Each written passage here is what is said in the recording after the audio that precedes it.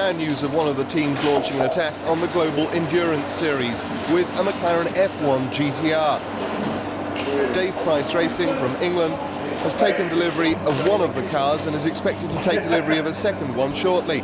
It's believed they may be running a second car later in the season with Justin Bell as a possible driver. But this car, which took place in the opening round, was driven by John Nielsen and Thomas Bashir. The car qualified on the front row of the grid and led for a long time before a wheel problem intervened, dropping it back down the field. The drivers then fought their way back up to third place before gearbox selection problems sidelined the entry with just 3 laps to go. Bashir and Nielsen will compete in the whole of the series, and at the Le Mans 24-hour race will be joined by the German driver Jochen Mass. Price's team will then have 2 former Le Mans winners on the driving strength, both Mass and Nielsen having been victorious in the French Classic before. Powered by a 640 brake horsepower McLaren BMW V12 engine, the racer cost over $1 million.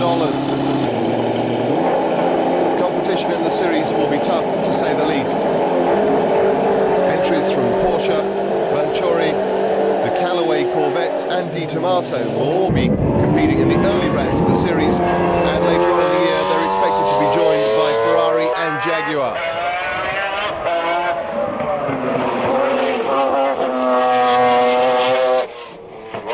The world's most desirable road car has now been turned into one of the world's most desirable race cars. Let's hear what John Nielsen has to say about it after the first shakedown test at Silverstone.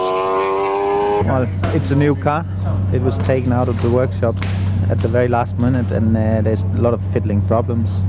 The car doesn't feel right at the moment, but there's no reason in the world why it shouldn't be good at the end when we've got it sorted.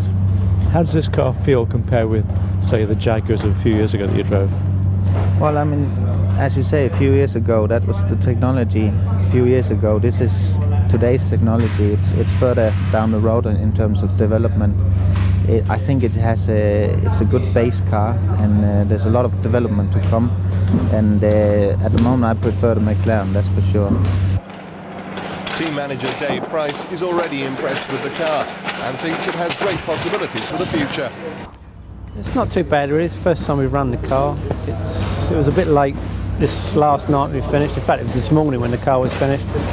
Been trying to avoid the weather. We've done a few laps, have a few small problems now, but nothing too dramatic.